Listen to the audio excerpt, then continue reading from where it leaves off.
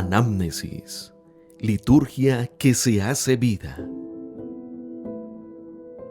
Bienvenidos, hermanos, a un capítulo más de esta serie sobre espiritualidad eucarística de su programa Anamnesis, liturgia que se hace vida.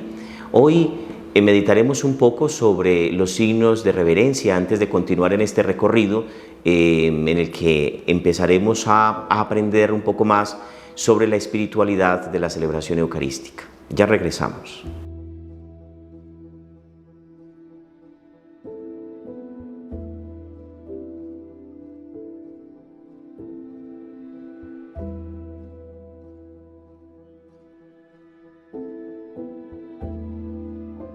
Anamnesis, liturgia que se hace vida. El evangelista San Juan en su primera carta nos dice: aquello que nuestros ojos vieron, aquello que nuestros oídos escucharon, aquello que nuestras manos palparon acerca del verbo de la vida, es lo que nosotros hoy les comunicamos. La experiencia más maravillosa que la humanidad ha podido tener ha sido la irrupción del verbo hecho carne en la propia historia. De manera que, ya que Él se adentra en nuestra dimensión, el cosmos es portador de gracia, el cosmos nos redirecciona a Él, nuestro propio cuerpo ha sido redimido y a través de nuestro propio cuerpo regresamos también a Él.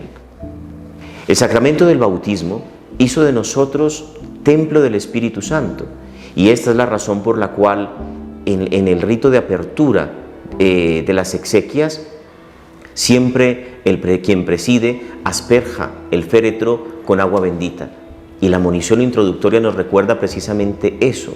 Un día este hermano nuestro fue recibido en la iglesia y se derramó sobre su cuerpo el agua como signo sacramental de nueva vida.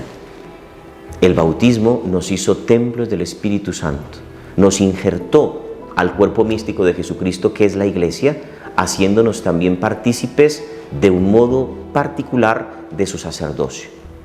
Por eso en la liturgia nuestro cuerpo tiene un lugar importante, el espacio tiene un lugar importante, el tiempo ocupa su lugar importante también en la celebración. Hoy vamos a hablar acerca de los signos de reverencia. Recuerden que tenemos como meta comprender el sentido teológico de cada uno de los ritos de la celebración eucarística. Y hemos tenido que hacer algunas paradas porque conviene que hagamos algunas clarificaciones en la medida que vayamos avanzando. Habíamos hablado sobre la procesión inicial, luego, según el esquema que hemos entregado, vendría la reverencia al altar. Pero, ¿por qué hacer reverencia? ¿Qué tiene mi cuerpo como tal que ver allí? Cuando puede resultar mucho más cómodo llegar a una celebración, como muchas veces lo hemos podido ver, lo hemos podido apreciar, y quedarnos en nuestro banco sin hacer absolutamente nada, que se muevan los demás. Tiene toda una razón de ser que nuestro cuerpo se mueva, que nuestro cuerpo se siente, que nuestros oídos se abran, que nuestros ojos miren. Es que la liturgia cristiana es ante todo una celebración de encuentro. Lo que celebramos es eso, que Dios ha querido salir de su invisibilidad y ha querido hacerse visible para nosotros. San Ireneo le llamaría esto sencillamente el admirable intercambio. Dios se ha hecho hombre para que el hombre pueda también ascender hasta Dios. Cuando llegamos a este punto, hermanos, caemos en la cuenta entonces que tenemos un cuerpo a través del cual podemos adorar al Padre en espíritu y en verdad. No es allí, no es allá, es aquí. Es con mi cuerpo con el que yo realmente ofrezco ese sacrificio agradable a Dios. San Pablo lo diría en otras palabras.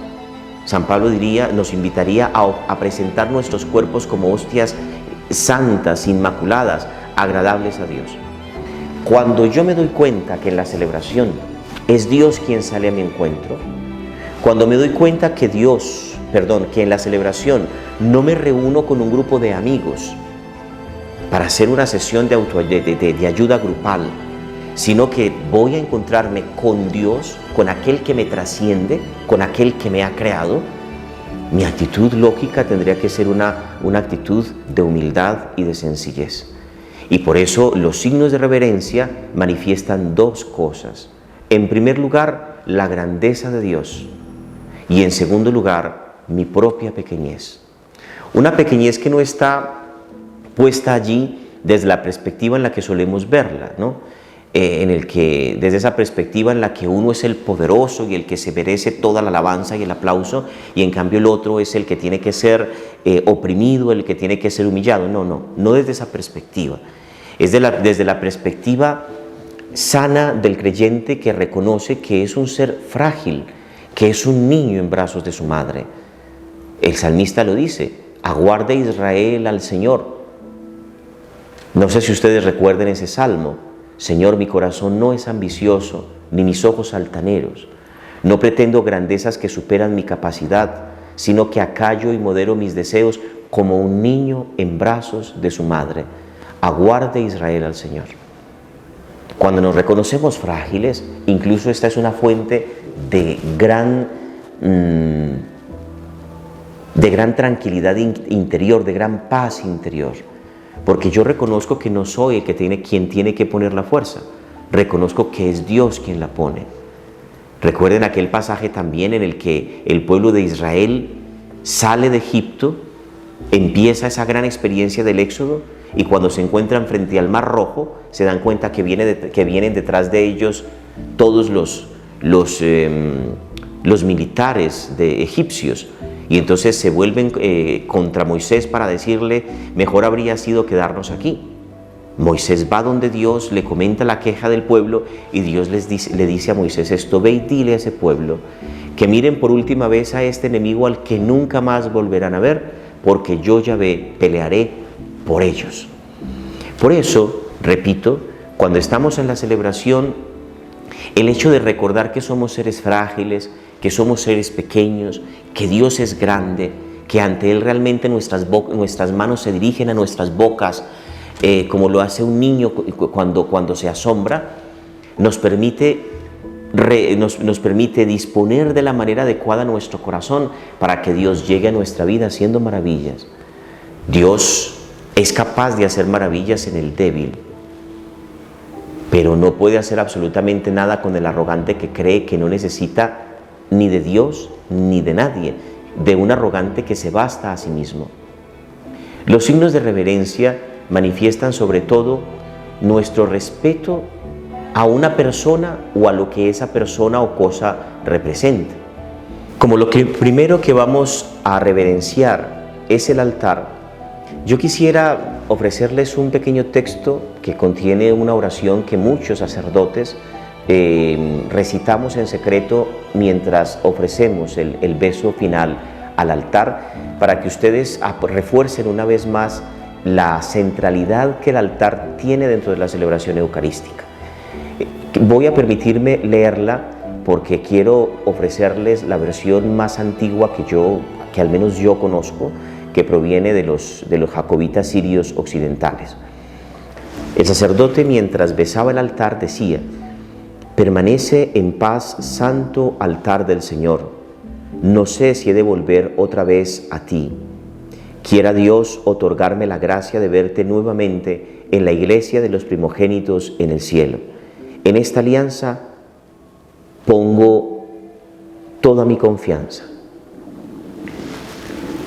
Como les decía hace un momento, lo primero que hacen los ministros al llegar al altar es ofrecer una reverencia, es reverenciarlo, ¿no? Ahora vamos a ver entonces cuáles son esos tipos de reverencias que se emplean en la liturgia, para que en la medida que vayamos avanzando en los ritos ya hayamos descubierto el sentido de cada uno de estos gestos. Podemos hablar de 4 tipos de reverencia distintos. El primer tipo de reverencia es la inclinación. La inclinación manifiesta el respeto hacia una persona o hacia lo que ella también representa, como lo decíamos ahora. Y puede haber una inclinación sencilla de cabeza, que suele usarse solamente al pronunciar o al escuchar el nombre de la Santísima Virgen María, el nombre de Jesús o el nombre de los santos en cuyo honor se celebra esa Eucaristía, o puede ser también de cuerpo, que se hace desde el tronco, lo que llamamos una inclinación profunda, y esa inclinación está reservada para el altar al inicio de la celebración especialmente, aunque también las rúbricas nos piden que cada vez que un ministro se acerque o se retire del altar, tiene que venerarlo también con ese tipo de reverencia, con una inclinación profunda de cuerpo. Y también con ese mismo tipo de reverencia se manifiesta el respeto hacia el ministro que está presidiendo, sea obispo o presbítero. Entonces, recordemos, está la inclinación en un primer momento, que tiene dos tipos: la inclinación de cabeza a los nombres de Jesús, de María o del santo del día, y la inclinación de cuerpo, que se reserva para reverenciar el altar o al ministro que preside, ya que actúa en primera persona de Cristo. Está también la genuflexión, que expresa de una manera mucho más profunda nuestro sentido de adoración, y por eso está reservada única y exclusivamente al Santísimo cuando está expuesto o cuando está presente sobre el altar. Y también se reserva una vez al año, el Viernes Santo, para saludar la cruz que se encuentra sobre el altar después de la celebración litúrgica. Hace un momento hablábamos sobre la reverencia al altar. Decíamos que siempre se tiene que hacer reverencia quien se acerca o se retira del altar o pasa delante de él, y esa regla tiene una excepción, y es que sobre el altar no esté el Santísimo. Si ya ha pasado el momento de la consagración y está ya el Señor presente allí sobre el altar, tiene que hacerse genuflexión cada vez que nos acerquemos, nos retiremos o pasemos delante de Él. Está también el beso, que manifiesta el cariño que nosotros tenemos hacia una realidad concreta en el ambiente cotidiano, pero en el ambiente litúrgico lo empleamos también utilizando el mismo sentido para honrar el altar al inicio por parte de quien preside y de los concelebrantes cuando no son muchos, y también al final. Y ese beso también es empleado sobre todo para venerar el evangeliario después de su proclamación. La liturgia, las rúbricas actuales establecen que ese libro, ese evangeliario, puede ser besado o bien por quien preside o por el diácono o el presbítero que ha proclamado el evangelio, dependiendo el caso. Ya en capítulos anteriores veíamos el lugar que el evangeliario ocupaba dentro de la celebración litúrgica, fundamentalmente porque es la voz de Cristo, el esposo. Por eso se trae en procesión, por eso se pone sobre el altar, por eso se besa, por eso se inciensa. El evangelio, por ser la voz de Cristo, el esposo, ocupa un lugar muy importante, y eso lo evidenciamos a través de diferentes cosas.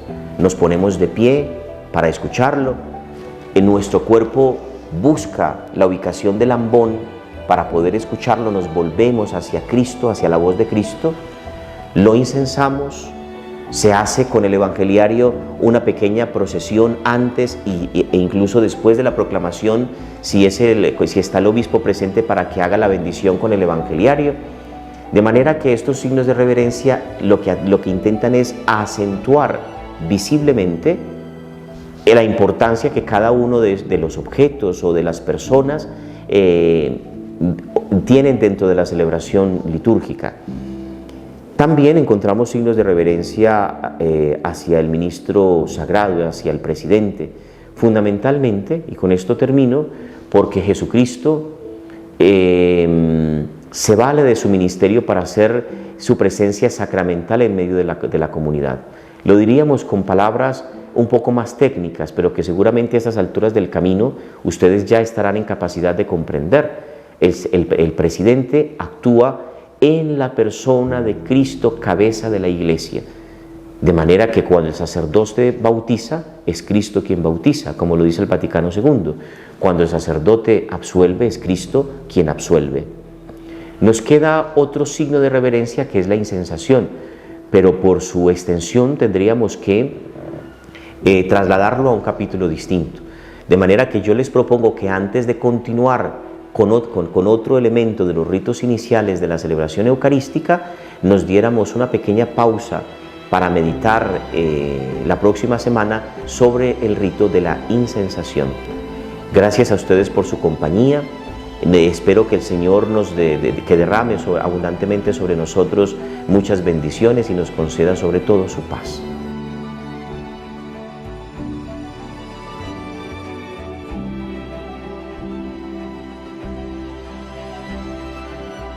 Anamnesis, liturgia que se hace vida.